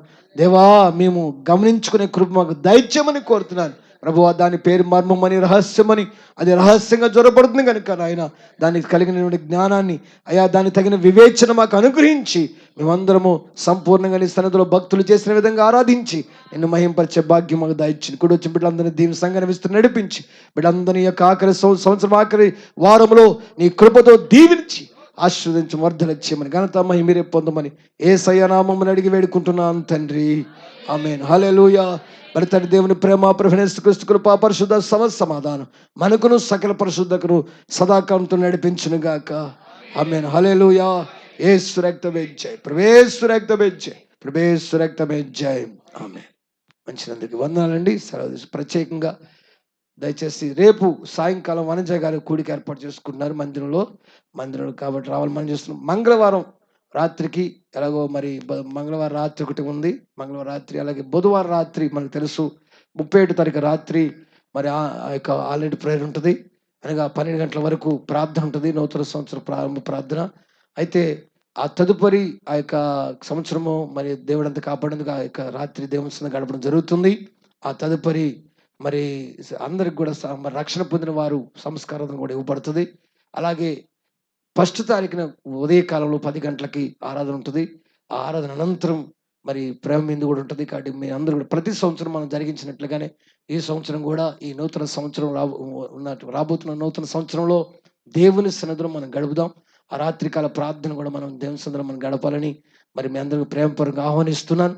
దయచేసి కుటుంబ సమేతంగా మీరు అందరూ కూడా ఈ కార్యక్రమంలో పాలుపంచుకొని దేవుని మహింపరచండి. ఎందుకంటే సంవత్సరం మొదలుకొని సంవత్సరాంతం వరకు దేవుడు మనల్ని దయాకృతిని ధరింపజేసి కాపాడాడు కనుక మరొక సంవత్సరం మనం ఆచరిస్తున్న క్యాలెండర్ని బట్టి ఇంకో సంవత్సరంగా ప్రారంభమవుతుంది కనుక మనం ఆ సంవత్సరం మొదటి దినాన దేవుణ్ణి స్తుతియాగము చేస్తున్నాం. హల్లెలూయా. ఇది ఒక పండగ కాదు, లేకపోతే ఇంకోటి కాదు. కొత్త బట్టలు వేసుకోవాల్సిన అవసరం కూడా చెప్పండి, ఉంటే వేసుకోండి, లేకపోతే వేసుకోవాల్సిన అవసరం కూడా లేదు. కనుక ఆరాధించడం మాత్రం మనకి చెప్పండి అత్యవసరం. ఎందుకంటే దేవుడు మనల్ని కాపాడి భద్రపరిచాడు. హల్లెలూయా. నిజంగా ఈ సంవత్సరం ఆఖరి దినాల్లో నిజంగా నతానేలు గారి కుటుంబంలో ఎన్ని అద్భుతమైన కార్యం జరిగించాడు. ఈ సంవత్సరం ఆఖరిలో ఎంతోమంది లేని వాళ్ళు ఉన్నారు, చనిపోయిన వాళ్ళు ఉన్నారు, హాస్పిటల్లో ఉన్న వాళ్ళు ఉన్నారు. దేవుడు మన సజీవ లెక్కలు కాపాడేందుకు ఆయన కృతజ్ఞతాస్తుతులు చెల్లించడానికి ఈ కూడికలు ఏర్పాటు చేసుకున్న కనుక మీ అందరూ రావాలని మనం చేస్తున్నాను. మంగళవారం నుంచి ఉపవాస ప్రార్థన మంగళవారం రాత్రి ఉంటుంది, అలాగే బుధవారం రాత్రి ఉంటుంది, అలాగే గురువారం మరి యొక్క నూతన సంవత్సరం ఆరాధన ఉంటుంది. ఇక్కడ మంది రావాలి మనం చేస్తున్నాం. మన మధ్యలోకి క్యాలెండర్లు వచ్చినాయి. మరి ఆ క్యాలెండర్లో మధ్య ఉంది మరి ఈ ఎదర స్థలం బాగు చేయాలి కనుక ఈ సాయంకాలం దయచేసి మీ అందరూ కూడా మరి 5 గంటలకు అట్లా టైంలో భోజనం చేసి వెంటనే మీరు వచ్చినట్లయితే ఆ ఎదర స్థలం అందరూ అంటే అందరికీ కాదు, పరిచయం చేసేవాళ్ళు మీరు అందరూ ఎవరైనా మనసున్న వాళ్ళు అందరూ మరి రావాలని, పురుషులు ప్రత్యేకంగా రావాలని మనం చేస్తున్నాను. ఆ కార్యక్రమం జరిగించాలంటే ఆ స్థలం బాగు చేయాలి కనుక ఈ ఇంకో క్యాలెండర్ ఉన్నాను. ఇది నాది క్యాలెండర్ మన మధ్యకు వచ్చినాయి. సహజంగా ఇటువంటి విషయాలు చెప్పాలన్నా ఒక బాధ కలుగుతూ ఉంటుంది. దేవుని స్తోత్రం. హల్లెలూయా. ఈ క్యాలెండర్ ₹1,030. ఈ సంఘంలో ఈ క్యాలెండర్ ₹1,030 అని చెప్తూ ఒక అమ్మకం చేసినట్టుగా ఉండడం అనేది ఎప్పటి నుంచి మాకు నచ్చదు. కానీ అక్కడ పడినటువంటి రేటుతో ₹30 మన సంఘ పేరు ఉండాలి కనుక, అది ఫోన్ నెంబర్లు ఉన్నాయి, ప్రార్థన అవసరం ఉన్నాయి కనుక ఈ క్యాలెండర్ ఇవ్వడం జరుగుతుంది. దేవుని స్తోత్రం చెల్లిద్దాం. హల్లెలూయా. దేవుని చిత్తం అయితే దేవుడు సెలవిచ్చాడు అనుకోండి, వచ్చే సంవత్సరం ఎవరైనా ప్రేరేపణ కలిగి ఉంటే అందరికి ఉచితంగా ఇచ్చేద్దాం. ఎందుకంటే ఈ వ్యాపారం అనేది తీసేయాలని నా ఆలోచన. దేవుని స్తోత్రం. హల్లెలూయా. అందరూ స్తోత్రం చెల్లించండి. హల్లెలూయా. ₹30 అంటే క్యాలెండర్ అయ్యగారికి ఎంత కమిషను అని ఆలోచించబాకండి. దీనిలో వచ్చే రూపాయే లేదు. మీ దగ్గర నుంచి ఆ 30 రూపాయలు తీసుకోవడం కనా కష్టం. ఇచ్చిన వారు ఇస్తారు, ఇవ్వని వాళ్ళు ఇవ్వటారు అన్నట్టుగా ఉంటది. ఎందుకనంటే దేవుడు కార్యం ముందు జరగాలి. దేవుని స్తోత్రం. ప్రత్యేకంగా చిన్న మాట మీకు చెప్పని ఆశపడుతున్నాను. ఎందుకంటే దేవుని సంఘం గనుక కొన్ని విషయాలు మీ అందరూ తెలుసుకోవాలి. ఎందుకనంటే ఈ రోజున అన్ని యూట్యూబ్‌లో గాని, వీటిలో గాని కొంత విషయాలు ట్రెండింగ్ అవుతున్నాయి. ట్రెండింగ్ అవ్వడం అంటే ఎట్లాగంటే ఒకడేమో డబ్బులు విపరీతంగా అడుగుతాడు. ఒకడేమో అసలు ఇవ్వాల్సిన అవసరం లేదంటాడు. ఒకడు ఇవ్వాలంటాడు, ఒకడు ఇవ్వాల్సిన అవసరం లేదంటాడు. ఇలాగ ట్రెండింగ్ అవుతున్న పరిస్థితుల్లో కొన్ని సందర్భాల్లో సంఘ కార్యక్రమాల కోసం మనం అడగాల్సి వస్తది. ఎందుకనంటే మరి కార్యక్రమం అంటే అన్ని విషయాలు మరి అవసరం ఉంటదా? ఉండదంటారా? దేవుని నామమున స్తోత్రం. మీరు కాదు. దేవుడు మీకు సహాయం చేస్తాడయ్యా, వంట చేసేవాళ్ళు వంట చేయమంటే వంట చేస్తారా? సరుకులు ఇచ్చేవాళ్ళు ఇస్తారా? కానీ కొన్ని కార్యక్రమాలకు మనం చేయాలి. సంఘం కాబట్టి కొన్ని బాధ్యతలున్నాయి. అవన్నీ మీకు తెలుసు. నేను చెప్పనవసరం లేదు. ఈ కార్యక్రమాన్ని కూడా భోజన కార్యక్రమాన్ని మీరు చేయాలి. ఆ విధంగా మీరందరూ కూడా ప్రేమపూర్వకంగా, హృదయపూర్వకంగా శనగకయో, గొనకయో హృదయపూర్వకంగా ఇచ్చినదే దేవునికి ఇష్టమైన బలియాగం గనుక మీరు దయచేసి ఈ కార్యక్రమాలు కూడా మీరు ప్రేమ విందులు కూడా మీరు అందరూ కూడా పాలు పంచుకోవాలి. హల్లెలూయా. సంవత్సరానికి ఒకసారి మనము ఈ ఆరాధనలో కృతజ్ఞత కానుక ఇస్తాం. కానుక యొక్క కవర్లు కూడా మన మధ్యలో ఉన్నాయి. కావాల్సిన వారు తీసుకుని వెళ్ళొచ్చు. ఎందుకనంటే అది సంవత్సరానికి ఒకసారి దేవుని సన్నిధిలో మనం కృతజ్ఞత అర్పిస్తూ ఉంటాం. దేవుని స్తోత్రం చెల్లిద్దాం. హల్లెలూయా. ఏది ఏమైనా ఇలాంటి విషయాల ద్వారా మీ మనసులు గాని, మన మనసులు గాని, ఎవరి మనసులు కూడా అపార్థానికి వెళ్ళకుండా చెప్పండి, ఎటువంటి గలిబిలి జరగకుండా ఉన్నది ఉన్నట్టుగా మీకు చెప్పడం జరుగుతుందన్నమాట. హల్లెలూయా. మీ అందరూ తెలుసు, మొదటి నుంచి కూడా ఈ కార్యక్రమం ప్రారంభించినప్పుడు కూడా చాలా మంది ఏం చేస్తారంటే కుటుంబానికి ఎంత వేయండి, కుటుంబానికి ఎంత వేసి ఇవ్వండి అని చెప్పి చాలా మంది చెప్తుంటారు. ఆ అలవాటు ఫస్ట్ నుంచి కూడా మన సంఘంలో లేదు. ప్రభు దయ వల్ల, దేవుని దయ వల్ల ఆనాటి నుంచి ఈనాటి వరకు కొరత లేకుండా దేవుడే సహాయం చేస్తున్నాడు. హల్లెలూయా. ఆయన చేస్తాడు. ఎక్కడి నుంచి చేస్తాడు? మీ చేతుల నుండి చేస్తాడు. అద్భుతం ఎక్కడి నుంచి జరుగుతుంది? చెప్పాలి. దేవుని స్తోత్రం చెల్లిద్దాం. పేద వెధవరాలే చెప్పండి. ఏలియాని ఏం చేసింది? 3.5 సంవత్సరాలు పోషించలేదా? దేవుడు ఆమెను బలపరచలేదా? తప్పకుండా చేస్తాడు. కాబట్టి ఆ కార్యక్రమం కూడా మీ అందరూ కూడా పాల్గొంచు మనం చేస్తున్నాను. మిమ్మల్ని అందరూ నుంచోబెట్టి మాట్లాడుతున్నాను. ఎందుకంటే టైం అయిపోయింది. అందుకని దయచేసి గమనించండి. అందరికి వందనాలు. ఒక పాట కూడా సెలవు తీసుకుందాం. జయ జయ పాడ్. ఈ క్యాలెండర్లు బ్యూలా గారి దగ్గర ఉంటాయి, తీసుకోండి. లేచెను మరణ దాసాలు విరాచెను మన యేసుని స్తుతించుడి, మన యేసుని స్తుతించుడి. జయ జయంబుల పాడుడి, జయమున పొంది లేచెను మరణపు మల్లు విరాచెను మన యేసుని స్తుతించుడి, మన యేసుని స్తుతించుడి. హల్లెలూయా. హల్లెలూయా. బోలో యేసురాజుకి, పాపనష్కునికి, జై. స్వస్థపరచడానికి, తనేశ్వరాజుకి, బోలో యేసురాజుకి. హల్లెలూయా. అందరికి వందనాలు. దయచేసి ఆఖరి ఆదివారం కొంత ఈ పని పాటల వల్ల ఆలస్యమైంది, గమనించాలని మనం చేస్తున్నాం. వచ్చే వారం నుంచి పెందల కాడ మనము మరి ఇక కార్యక్రమం ఆరాధన ప్రారంభించుకుందాం. అందరికి వందనాలు. సెలవు తీసుకుందాం. ప్రత్యేకంగా ఈ రోజు సాయంత్రం మరి పురుషులు కొంత రావాలి. అలాగే అయ్యా ఎలీషా గారు చెప్పండి. అయ్యా మన మధ్యలో రాము సహోదరుడు నూతనంగా వచ్చారు. ఆ కుటుంబం దయచేసి ఒకసారి అమ్మ చిన్న మాట చెప్పాలి. ఆ మందిరంలో రంగులు వేద్దామని చెప్పి ఎక్కడి నుంచో మనం డిసెంబర్ 1 నుంచి అనుకున్నాం. బయట వాళ్ళని అడిగితే దాదాపు 40,000 మాకు ఇవ్వాలి, 30,000 మీరు సిద్ధపరచుకో, మొదటి 70,000 అయితేనే మొత్తం బయట వరకు 5 లోన వరకు మాకు సంబంధం లేదన్నారు. ఏం చేయాలో తెలియక మాకు దగ్గర డబ్బులు లేక ప్రభు ఇచ్చినంత వరకే సాయం చేసిన దేవుని బిడ్డలు ఇచ్చినంత వరకు అని చెప్పి అన్న సమయంలో బుజ్జిబాబు ఏం చేశాడంటే నేను వేస్తానని మొదలుపెట్టి డిసెంబర్ 1 తారీఖు నాకు చాలా బాగా గుర్తు. 1 తారీఖు డిసెంబర్ 1 మక్కు తెచ్చామన్నమాట. అక్కడి నుంచి మొదలుపెట్టిన బుజ్జిబాబు దాదాపు 20 రోజులు 30 రోజులు సాగదీసి ఈలోపు బుజ్జిబాబుతో పాటు నతానని గారు పాపం ప్రయాసపడ్డాడు. నతానని గారు రాత్రిపూట వచ్చేవాళ్ళు. ఆయన తర్వాత రాజుగారు పాపం ఆయన రెక్కలు మొక్కలు అయిపోయింది. రాజుగారు కూడా వచ్చారా, ఉన్నారా? అసలు మొత్తం రెక్కలు మొక్కలు అయిపోయిందన్నమాట. ఆ మొక్కను లాగలేక సాల్మాన్ అంటే అరే మిషన్ దారంటే బాబు మిషన్ లేనప్పుడు ఈ మొక్కని ఎలా కలిపేవారు చూడండి చెప్తానని చెప్పి, ఏం లేదు సలివిడి కలిపినట్టు కలిపేవాళ్ళు అని చెప్పి, మీరు పిండిపోయండి నేను కర్ర దింపుతానని సలివిడి కలిపాడు శుద్ధగా. దాన్ని లాగలేక నా తండ్రి గారు ఆ రాజుగారి చేతులు పోయినాయి. నేను చేసామని చాలా చేస్తే ఆఖరి వరకు వచ్చినా సరే పని అవ్వట్లేదు. ఇంకా చేసేద్దాం బాబు, అయిపోద్ది, ఏం బాధ లేదంటే ఇంకా అవ్వట్లేదు. ఆ పరిస్థితిలో మరి ఎలీషా గారు ఫస్ట్ నతన్ గారు కూడా ఫోన్ చేసి, అయ్యా పాపం ఆయన బలహీనత అయినప్పటికీ ఫోన్ చేసి, అయ్యా ఎంతవరకు అయింది, అసలు ఆయన అక్కడ ఉన్నాడు, మనసు అంతా ఇక్కడే ఉందన్నమాట. ఆ పరిస్థితిలో ఫోన్ చేసి, అయ్యా ఏంటయ్యా పెయింట్ అని పంపిస్తాను, ఆయనతో నేను చూసుకుంటానంటే, ఆ పెయింట్ అని వస్తే అని బుజ్జిబాబు అని అంట, నువ్వేం అవసరం లేదు, జనవరి ఎంత కనపడన్నాడు అన్నాడు. ఆ పరిస్థితి ఎలీషా గారు చూసేటడికి అక్కడే ఉంది. ఇంట్లో అంతా సంత సున్నంలో పుట్టి సున్నంలో పెరిగి సున్నంలో పెరుగుతున్నట్టు ఉంది పరిస్థితి అంతా. ఆ పరిస్థితి చూసి ఎలీషా గారు లాభం లేదని చెప్పి ఫోన్ చేసి ఆ బిడ్డలు రాముకి అలాగే సూర్య అని చెప్పాడు. ఆయన కాకుండా రాముకి చెప్పు, రాము వెంటనే వచ్చేసాడు. ఆయనకి ఒక దర్శనం అట, కళ. ఉదయ కాలంలో కళ వచ్చిందంట. ఏదో చర్చికి పెయింట్ వేస్తున్నట్టు వచ్చిందంట. ఆయన కళ వచ్చింది. ఎలీషా గారు ఫోన్ చేశారు, ఇవన్నీ దేవుడు సమకూర్చాడు. ఆ రోజు నుంచి దేవుని స్తోత్రం చెల్లిద్దాం. ఆ రోజు నుంచి బిడ్డ మరి రాము వచ్చాడు, టక్క పని అంతా చేసాడు కింద అంతా. దేవుని స్తోత్రం చెల్లిద్దాం. హల్లెలూయా, అందరూ స్తోత్రం చెల్లిద్దాం. ఇదేదో ముందు చెప్తే బాగుండంటే దేవుడి ప్రణాళిక. రాము రావాలి, రాముతో పాటు ఆ కుటుంబం కూడా దేవుని దగ్గరికి రావాలి. దేవుని స్తోత్రం చెల్లిద్దాం.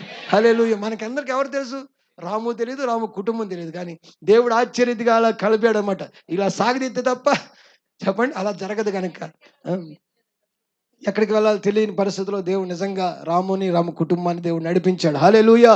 యవన బిడ్డల విషయంలో దేవుడు కార్యం జరిగించి వారి కుటుంబాన్ని దీవించినట్లుగా మనందరం మరోసారి దేవుని స్తోత్రము చెల్లిద్దాం. హల్లెలూయా, హల్లెలూయా, హల్లెలూయా, హల్లెలూయా, హల్లెలూయా. ప్రార్థన చేద్దాం. పరిశుద్ధుడు వైన దేవా, కృపగల ప్రభు, ఆశ్చర్యకరుడు వైన తండ్రి, మీకు వందనాలు చెల్లిస్తున్నాను. సహోదరుడు రాముని ప్రభు, అయా సహోదరిని జ్ఞాపం చేసి వారి కుటుంబాన్ని దీవించండి. అయా వారిని ఈ దినాన్ని ఈ రోజు ఈ విధంగా నీ సన్నిధికి నడిపించే విధానం మీ స్తోత్రం చెల్లిస్తున్నారు. గొప్ప దర్శనం మీరు అనుగ్రహించారు. నీ పనిలో నాయన వాడబడి పాత్రగా నీ బిడ్డని బలపరుస్తున్న విధానం బట్టి మీకు స్తోత్రము చెల్లిస్తున్నాను. బిడ్డని ఇంకొను దీవించండి, బలపరచండి. ఇంకా అనేక పనులు రావడానికి సహాయం చేసి ఏ కొరత లేకుండా సమృద్ధిని నెమ్మదిని బిడ్డకి అనుగ్రహించమని ప్రార్థిస్తున్నాను దేవా. సహోదరుని బలబిడ్డని కూడా ఆరోగ్యంతో నింపి బిడ్డకి ఇచ్చిన బిడ్డలు ఇరువురిని కూడా దీవించి జ్ఞానం ముందు వయసు వర్ధలు నడిపించండి. గృహాన్ని దీవించండి. అయ్యా వీరి కుటుంబము దేవాని సన్నిధిలో కట్టబడి సర్వసత్యం నాటబడి ప్రభు ముందుకు సాగే భాగ్యము దయచేసి రామును అంతకంతకు దీవించి మీరే తల్లిగా తండ్రిగా ఉండి గొప్ప ఆశీర్వాదం చూడడానికి సహాయం వచ్చి నీ మందిర దేవుడు దీవించి బలపరిచి వర్ధన చేయమని ఘనత మహిమ మీరే పొందమని, అలాగే నా కుటుంబంతో బలపరచు, ఎలీషా గారి కుటుంబాన్ని కూడా బలపరిచి ఆశీర్వదించమని యేసయ్య దివ్యనామమున అడిగి వేడుకుంటున్నాను తండ్రి. ఆమేన్. హల్లెలూయా. స్తోత్రం. ప్రైజ్. మంచిది. సెలవు తీసుకుందాం. జయా జయంబులు పాడుడి, జయమును పొంది లేచెను, మరణపు ముళ్ళు విరాచెను, మన యేసునే స్తుతించుడి, మన యేసునే. హల్లెలూయా. బలో సురాజుకి, పాపలక్షకునికి, స్వస్థపత్వానికి, సురాజుకి, సురాజుకి. హల్లెలూయా. అందరికి వందనాలండి. సెలవు తీసుకుందాం. ప్రైజ్. గమనించండి, రేపు రాత్రి నుంచి కూడికలు మందిరంలో ఉన్నాయి. రేపు రాత్రికి వనజ గారి కుటుంబ నిమిత్తమై ఉంటుంది. అలా మంగళవారం రాత్రికి ఉంటుంది, బుధవారం రాత్రికి 31st రాత్రి ఉంటుంది, అలా 1st తారీఖు కూడా ఆరాధన ఉంటుంది. దయచేసి మీ అందరూ కూడా కుటుంబ సమేతంగా పాల్పంచుకొని దేవుని పొందాలని ఆశ ప్రేమతో ఆహ్వానిస్తున్నాం. హల్లెలూయా.